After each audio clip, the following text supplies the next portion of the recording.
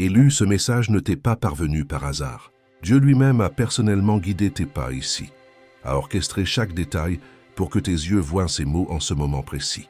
Il se passe quelque chose de profondément surnaturel dans ta vie que même ton intelligence la plus aiguisée ne peut encore pleinement saisir ou expliquer. Ce n'est pas simplement une question d'augmentation financière, c'est une transformation générationnelle qui va reconfigurer l'ADN spirituel de ta lignée.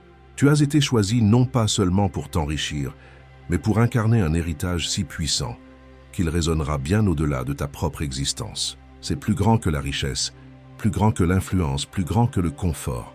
Il s'agit de destinées éternelles, décomposons cela en 7 révélations divines qui te dévoileront avec une précision prophétique ce qui est en train de se jouer et pourquoi tout dans ton existence est sur le point de basculer irréversiblement. Avant de plonger, assure-toi d'aimer, de partager et de t'abonner.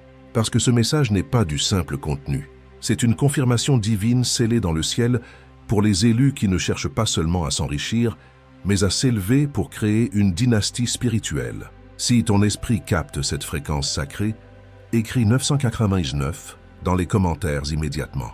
Ce nombre n'est pas aléatoire.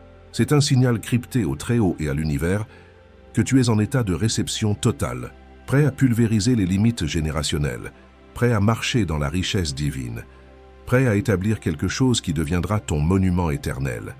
Tout le monde n'ira pas jusqu'au bout. Seuls les véritablement élus, ceux et celles qui comprennent qu'il ne s'agit pas de gains matériels mais de desseins divins, persévéreront. Et ceux et celles qui resteront jusqu'à la fin recevront une clarté foudroyante, une perspicacité surnaturelle et la confirmation solennelle que le ciel leur fait confiance pour porter un impact générationnel. Ce n'est pas juste un message, c'est un plan crypté, un héritage spirituel encapsulé dans des mots prophétiques. Revois-le aussi souvent que ton âme te le demandera. Car à chaque visualisation, une nouvelle dimension de l'héritage te sera révélée. Une nouvelle clé stratégique te sera remise.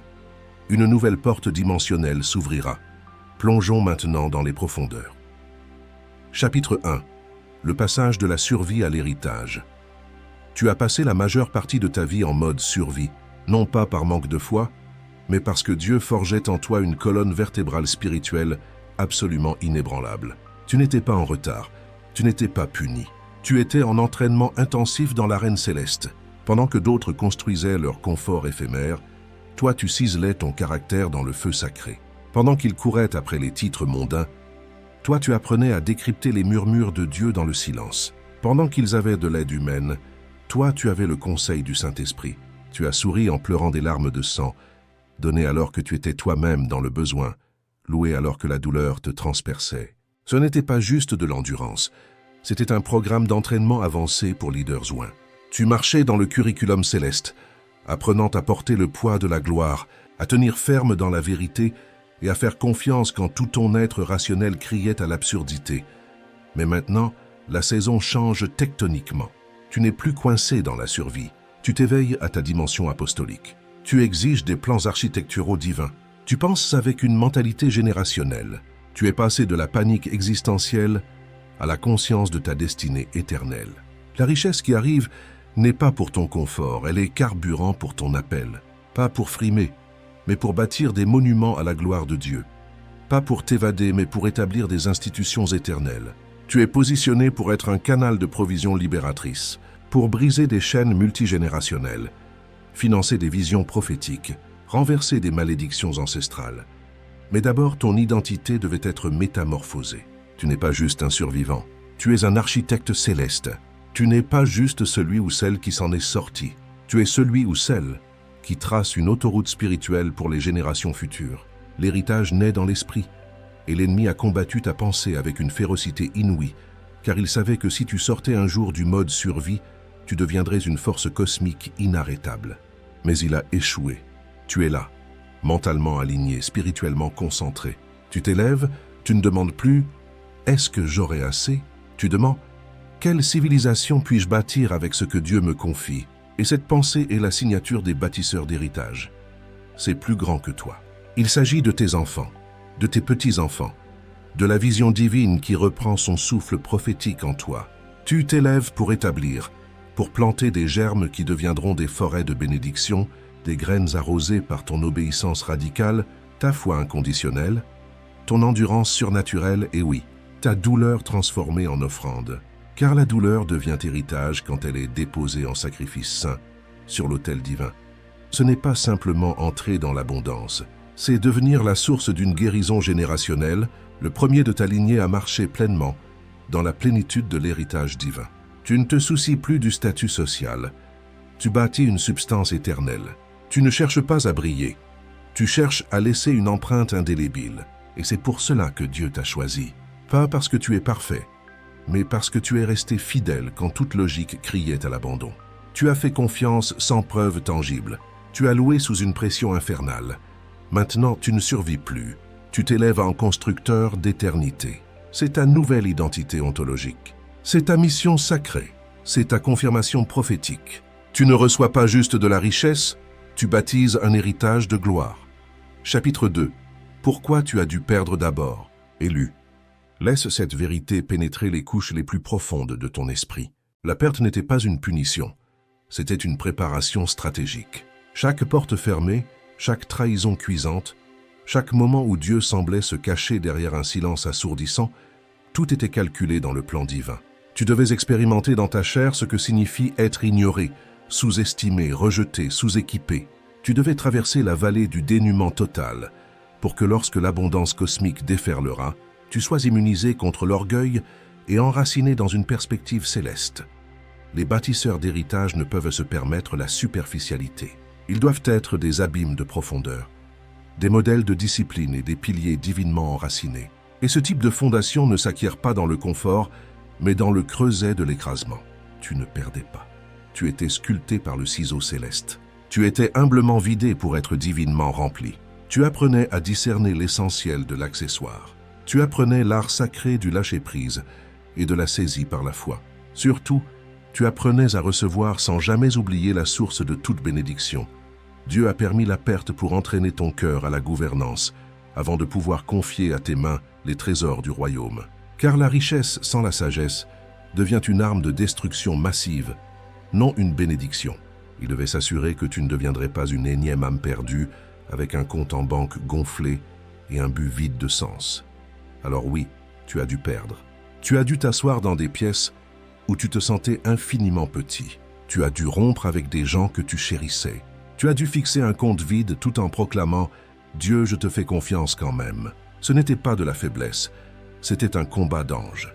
Tu étais en formation avancée dans les lieux cachés, apprenant à diriger quand personne ne suivait, à donner dans le manque, à porter la déception tout en avançant avec une grâce royale. Car les bâtisseurs d'héritage ne donnent pas juste de leurs mains, ils donnent des lambeaux de leur histoire. Ils ne déposent pas simplement des bénédictions, ils investissent la sagesse acquise dans chaque graine semée.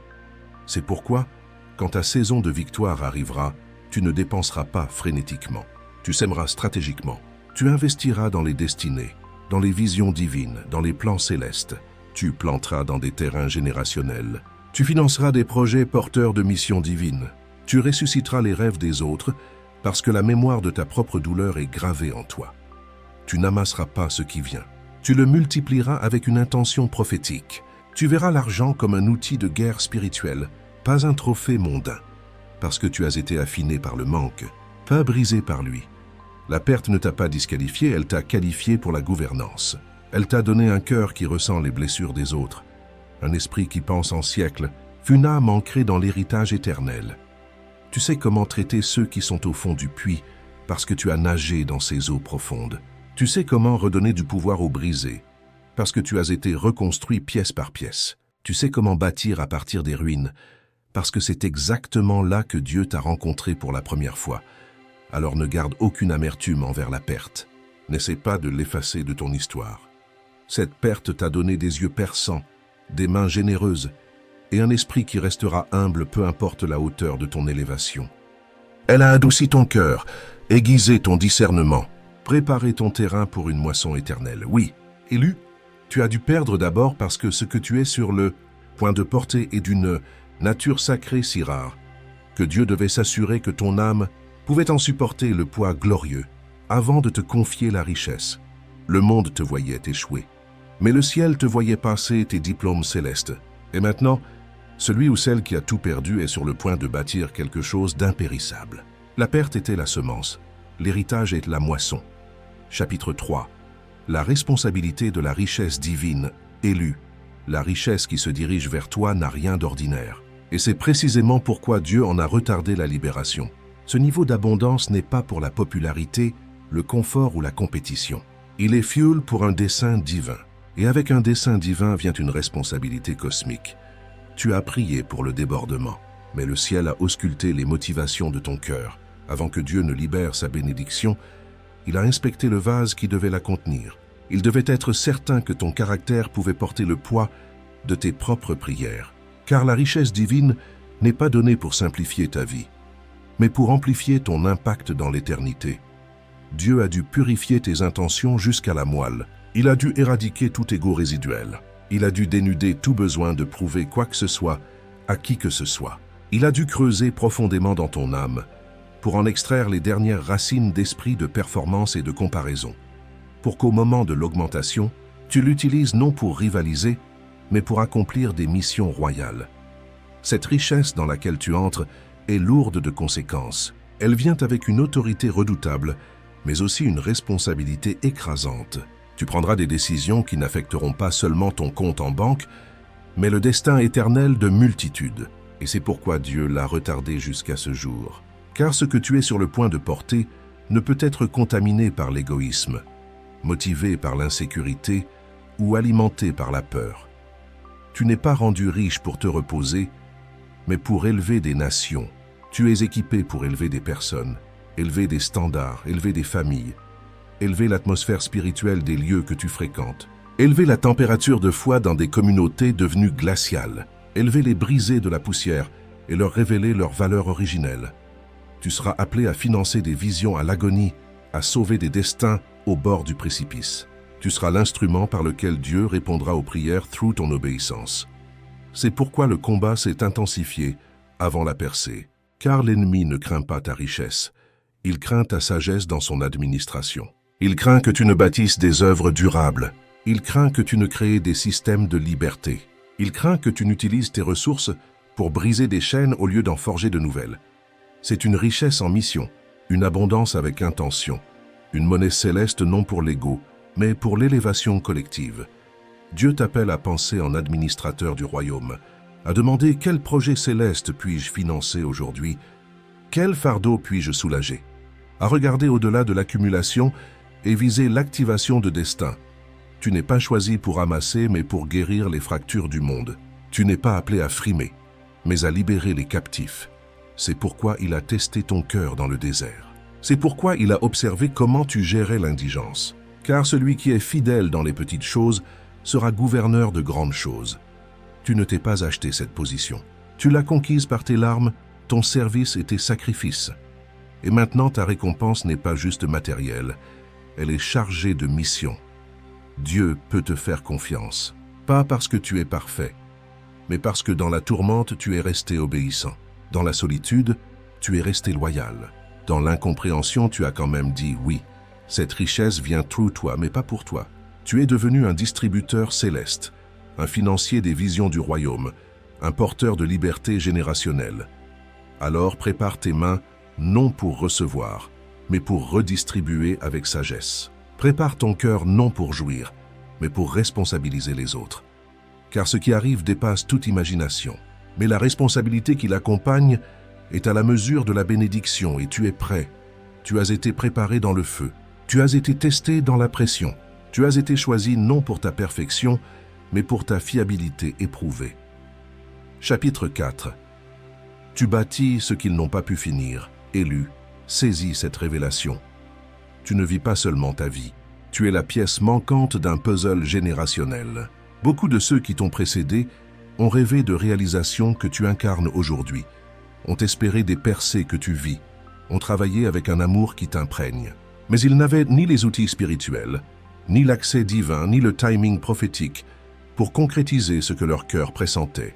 Ils étaient des survivants héroïques, des guerriers valeureux, des travailleurs infatigables, mais la plupart n'ont jamais été positionnés pour être des bâtisseurs d'héritage. Ils ont combattu des batailles dont tu n'as pas idée. Ils ont enduré des épreuves que ta génération ne pourrait supporter.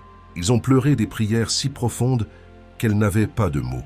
Mais Dieu a entendu leurs soupirs étouffés, et toi, tu es la réponse vivante à ces gémissements générationnels. Tu es celui ou celle choisi pour terminer ce qu'ils ont commencé dans la douleur. C'est pourquoi ta vie a porté un poids inhabituel. Pourquoi ton chemin a été si singulier. Pourquoi tu as toujours senti que tu ne correspondais à aucun moule. Tu n'es pas un maillon ordinaire dans la chaîne. Tu es l'épisode crucial où tout bascule. Tu es loin consacré pour ramasser les outils spirituels qu'ils n'ont jamais pu saisir et bâtir ce qui était au-delà de leur portée.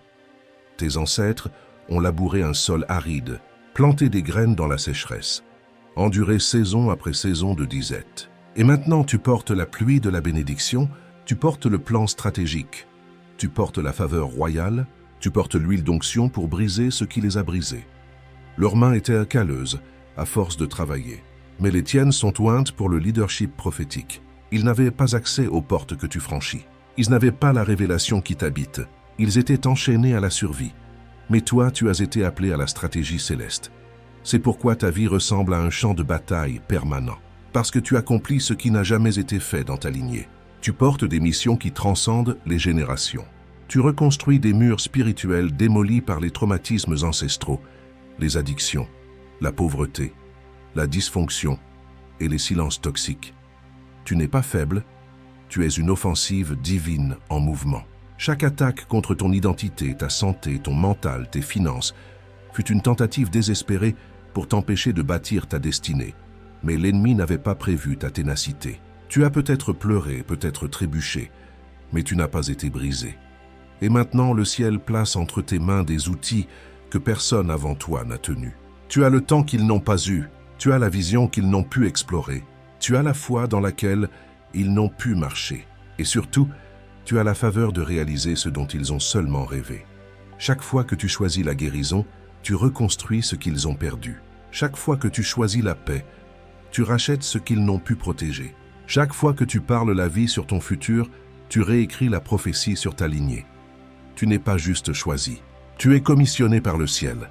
Tu es oint pour achever ce que les générations précédentes n'ont pu accomplir. Ce n'est pas un fardeau, c'est un privilège sacré. Tu es né pour cela. Tu as été envoyé pour cette mission. Dieu ne t'a pas simplement sélectionné. Il t'a spécifiquement équipé. Ton discernement, ta profondeur, ta discipline, rien n'est accidentel. Tout fait partie de ton assignation divine. Tu es le premier dans ta famille à voir avec clarté et bâtir avec sagesse. Le premier à dire « ça s'arrête avec moi ». Le premier à proclamer « ça commence avec moi ». Tu es le point d'inflexion de ta lignée. Alors oui, le chemin est ardu. Oui, tu t'es senti isolé. Oui, tu as porté des fardeaux qui n'étaient pas les tiens. Mais tu es aussi celui-celle à qui le ciel fait confiance pour porter un plan mûri pendant des générations. Chapitre 5. Tu n'amasses pas juste de l'argent, tu amasses un but élu. Soyons parfaitement clairs. Si l'argent était ton unique objectif, tu aurais vendu ton âme depuis longtemps. Tu as eu des occasions de te compromettre.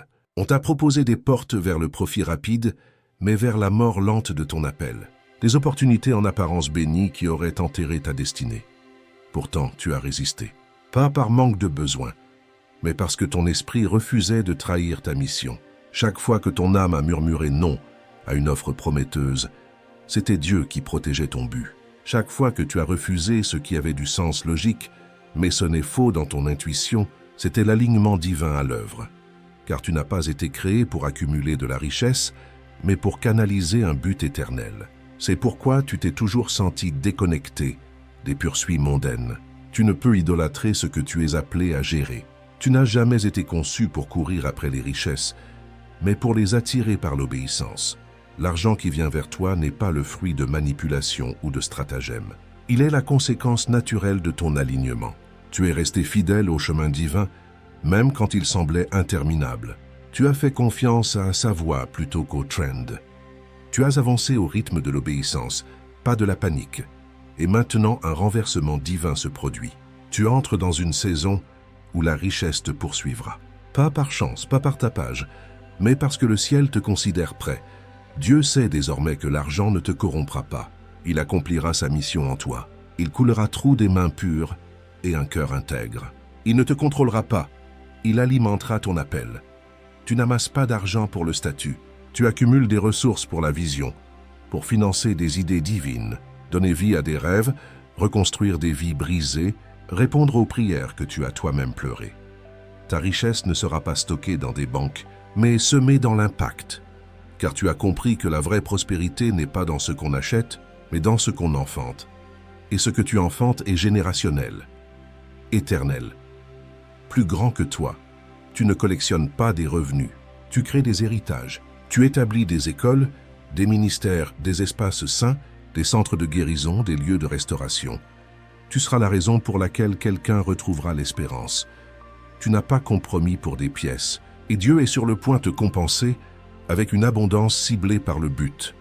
Cette abondance n'est pas aléatoire, elle est personnalisée pour ton appel. Elle vient avec des instructions célestes, une stratégie divine et un support angélique. Tu ne la gaspilleras pas à vouloir prouver. Tu l'investiras dans les destins, les personnes, la guérison, la liberté. Dieu ne peut confier ce type de richesse qu'à des cœurs éprouvés, car elle est sacrée, assignée non pour l'ostentation, mais pour la libération des captifs. Et toi, élu, tu as prouvé par ton silence, ta patience et la pureté de ton cœur, que tu n'es pas dans cette histoire pour toi-même. Tu es un vase consacré, un canal prophétique, un gestionnaire divin des ressources célestes. Chapitre 6. L'ennemi craint ton impact, pas ton revenu élu. T'es-tu jamais demandé pourquoi ton parcours financier a été un champ de mine? Pourquoi, à chaque approche de percée, les portes se verrouillaient? Pourquoi tu devais travailler avec une intensité décuplée pour rester à flot pendant que d'autres prospéraient sans effort? Laisse-moi te révéler la vérité. Ce n'est ni un oubli divin ni une indignité de ta part. C'est que l'ennemi sait exactement qui tu es et ce qui se produira quand tu seras pleinement financé. Tu n'es pas quelqu'un qui veut juste être riche. Tu es un être de révélation, au cœur donateur, à l'esprit créateur et à l'âme sensible à la voix de Dieu. Cela te rend dangereux pour les royaumes des ténèbres. Ta générosité déstabilise l'économie de l'enfer. Ta vision est soutenue par le trône céleste. Tes intentions pures sont une abomination pour les ténèbres. L'ennemi ne craint pas ton argent, il craint l'usage que tu en feras. Car quand tu seras approvisionné, tu libéreras des captifs, tu financeras des ministères, tu lanceras des entreprises intègres, tu nourriras des nations, tu briseras des cycles maudits, tu réécriras le destin de ta lignée. Tu n'achèteras pas des chaînes, tu les pulvériseras. Tu ne dépenseras pas pour impressionner, tu investiras pour élever. C'est pourquoi l'ennemi a concentré ses attaques sur tes finances, pas par obsession de l'argent, mais parce que tu portes une mission générationnelle. Chaque retard, chaque trahison financière, chaque opportunité perdue, chaque revers fut une tentative pour t'épuiser, te distraire, te détourner du tableau d'ensemble. L'héritage, mais cela a échoué, car à travers tout, tu n'as pas juste tenu bon, tu as grandi en stature spirituelle. Tu as prié avec des comptes vides. Tu as donné la dîme quand c'était incompréhensible. Tu as servi dans le dénuement. Et tu as prouvé quelque chose de rare. Tu es digne de confiance dans la disette comme dans l'abondance. Dieu déblaye maintenant le chemin. Il ouvre des portes que nul ne peut fermer. Les ressources retenues sont libérées par décret divin. Car la vérité est que l'ennemi a pu ralentir tes revenus, mais pas stopper ton impact. Tu as continué à semer la vérité, élever les autres, parler la vie dans des situations mortes, même en saignant dans l'ombre. Et maintenant, Dieu rétablit la justice divine. Il aligne ton impact avec les ressources nécessaires à l'accomplissement de ton assignation. Ce n'est pas une simple bénédiction financière, c'est un positionnement stratégique dans le royaume. Tu t'élèves non pour briller, mais pour accomplir la prophétie sur ta vie. Tu es la réponse vivante à des prières que d'autres élèvent en ce moment. Et Dieu sait qu'une fois ces ressources entre tes mains, tu ne les gaspilleras pas. Tu n'oublieras pas le désert. Tu te souviendras du combat. Tu honoreras l'appel. Que ceci soit ta confirmation. La bataille autour de tes finances n'était pas une question de cupidité, mais d'autorité générationnelle. Le diable a vu sur toi ce que tu ne voyais pas encore, et maintenant, ce qu'il a tenté de retarder est accéléré par le souffle divin. Chapitre 7. Tu ne deviens pas juste riche. Tu deviens une fondation élue. Il n'a jamais été question d'argent, ni de voiture, ni de maison, ni de symbole de statut. C'est trop insignifiant pour le poids que tu portes. Il s'agit d'héritage éternel, de legs impérissable, de Dieu t'utilisant pour créer quelque chose qui survivra à ton nom, à ta mémoire, à ton existence terrestre. Tu n'es pas juste béni. Tu es positionné comme une fondation spirituelle. Dieu utilise ta vie pour poser des fondations sur lesquelles d'autres construiront leur destinée. Des fondations qui porteront des ministères, des entreprises, des systèmes et des structures qui n'existaient pas avant ton obéissance. Tes enfants hériteront de cette stabilité. Ta communauté sera élevée. Des personnes que tu ne rencontreras jamais seront touchées par les systèmes que tu crées, les espaces que tu ouvres, les prières que tu pries. C'est pourquoi le processus a été si intense. Les fondations portent le poids des générations. Dieu ne construit pas un moment éphémère. Il édifie un mouvement éternel et il le bâtit sur le roc de ta vie. Tu es la réponse à des prières non formulées, des prières que tes ancêtres n'avaient pas les mots pour exprimer. Et maintenant, Dieu t'a choisi pour terminer ce qu'ils n'ont pu achever. C'est pourquoi l'ennemi t'a combattu avec une férocité inouïe. S'il pouvait fissurer la fondation, il pouvait compromettre l'avenir, mais il a échoué. Tu es toujours debout. Et maintenant, Dieu peut te confier non juste des revenus, mais un impact multidimensionnel. Tu n'as pas couru après la richesse, tu as poursuivi Dieu. Maintenant, la richesse te poursuit parce qu'elle sait que tu ne l'adoreras pas. Tu l'utiliseras comme outil sacré. Tu bâtiras avec elle quelque chose de juste, qui reflète le design céleste, non les standards mondains. Tu ne deviens pas juste couronné de succès. Tu deviens une fondation vivante, le premier à bâtir quelque chose d'impérissable, le premier à marcher dans une clarté prophétique, le premier à penser en siècle, le premier à déclarer « Cette bénédiction commence avec moi ». Tu établis une nouvelle norme. Tu marches dans une réalité que d'autres pointeront en disant « Parce qu'ils sont restés fidèles, je n'ai pas abandonné ». Tu n'auras peut-être jamais toute la reconnaissance, mais les bâtisseurs n'ont pas besoin d'applaudissements. Ils ont besoin de vision. Et toi, tu as reçu une vision éternelle. Tu ne deviens pas juste riche. Tu deviens une rampe de lancement pour les destinées, une force silencieuse transformant les prières en plans et les rêves en héritage. Ce que tu bâtis maintenant résonnera through les générations. Alors ne sois pas découragé par l'intensité du combat. Ne sois pas déstabilisé par la lenteur apparente. Ne sois pas distrait par ceux qui ne comprennent pas ta démarche. Tu n'as pas été créé pour être compris, mais pour être digne de confiance. Dieu ne te bénit pas simplement. Il construit through toi. Et ce qu'il construit through toi ne s'effondrera pas, ne sera pas effacé, n'est pas bâti sur des trends, mais sur la vérité éternelle. Tu n'es pas juste choisi pour recevoir, mais pour redistribuer la vie. Et longtemps après ton départ, ton impact demeurera. Le feu est allumé. Partage maintenant avec 10 guerriers qui dorment encore. La terre attend ton amen prophétique pour être secouée jusqu'aux fondations.